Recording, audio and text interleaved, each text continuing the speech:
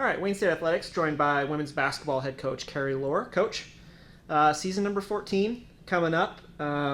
Does this season feel any different than the others, and if so, why? Well, it's certainly a blessing to have had the opportunity to be here and to coach here at Wayne State, and I'm excited about the season. It certainly is a different year. You lose players like Becca Fugate, who was with the program for 5 years, Kate MacArthur 4, and both instrumental in playing a lot of minutes throughout their career here. I would say that things do seem a little different, but I do see progress every day and development every day, and we're growing and trying to find our own identity. So you lose a couple of big pieces. This past off season, what were the objectives for your program, and were you guys able to accomplish those objectives? The off season is really just that.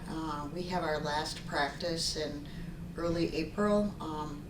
From there, they're really essentially on their own for almost 5 months. So, you have your postseason meetings, you talk with players about expectations moving forward, and you hope that, they take that feedback and spend time in the off season working on that. Our preseason it's been solid. Like I mentioned, I feel like we're a little bit behind on where we need to be, but if we can't get some, we just need to get some basic fundamentals correct before we can continue to build. And already just this week, I've seen growth in our team, and I feel like we're ready to take the next step. And it's still early, but as far as the off season, I think that we had some players put in some significant time. I think you'll see some players in our rotation that maybe didn't play major minutes and could be potentially in our lineup. So I mean, we're not with them in the off season, but I can certainly tell that we've had some players that really were challenged and took this opportunity to heart, and they're driven to make us successful. So you bring back some important pieces, obviously. Top 3 scorers in Shea, Gabby, and McKenna. 24-25 season, maybe what are you looking for out of those 3? I know it's more than just those 3. It's a team thing, but those 3 players, what are you looking for out of them? I think that Shea Tripp is really just our leader. I mean, she's our glue without question, on and off the floor. And, I need her to continue to do that. And she has met every challenge and exceeded that. So, if she just continues to be Shea, that it's going to be great for us. Gabby has been playing with really a lot of confidence in our preseason workouts early. Same with McKenna, so I'm excited to see them get out on the floor. But again, I think we'll have some new looks, new faces, and I'm excited about what those 3 can bring, and I'm optimistic that they'll pick up where they left off from last season. So 3 new faces. You mentioned JC and Coco, and then Lexi, who came in January. What are you looking for from those 3, and as they join the program, what do you want to see out of them?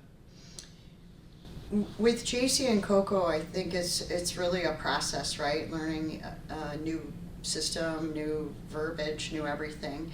And I've seen them really rise to the challenge and really give us everything they've got in practice. So I think Coco will help us defensively. I think JC, as she continues to grow here, she's only been here a short 5 or 6 weeks. But I already see leadership abilities and capabilities within her. I'm excited to get her on the floor, and I know she's really excited to get on the floor. As far as Lexi is concerned, unfortunately, we haven't had her regularly in practice.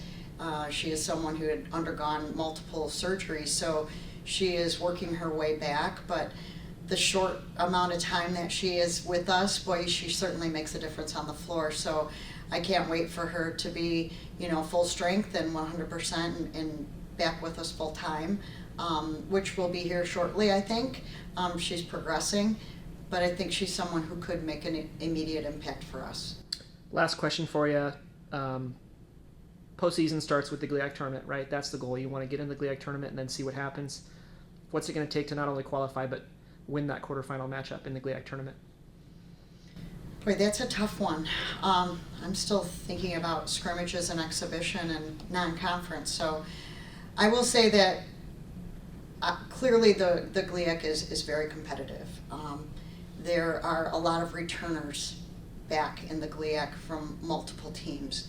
I think that, you just have to take it game by game. Certainly win at home and try to steal some on the road.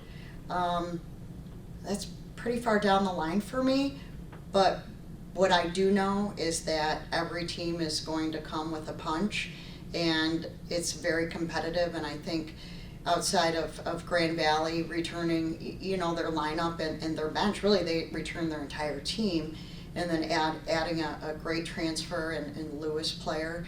I think right now they're the favorite until someone knocks them off, and then after that I think it's going to be a battle all the way through. All right, Coach. Thanks for the time and good luck this season. Thank you.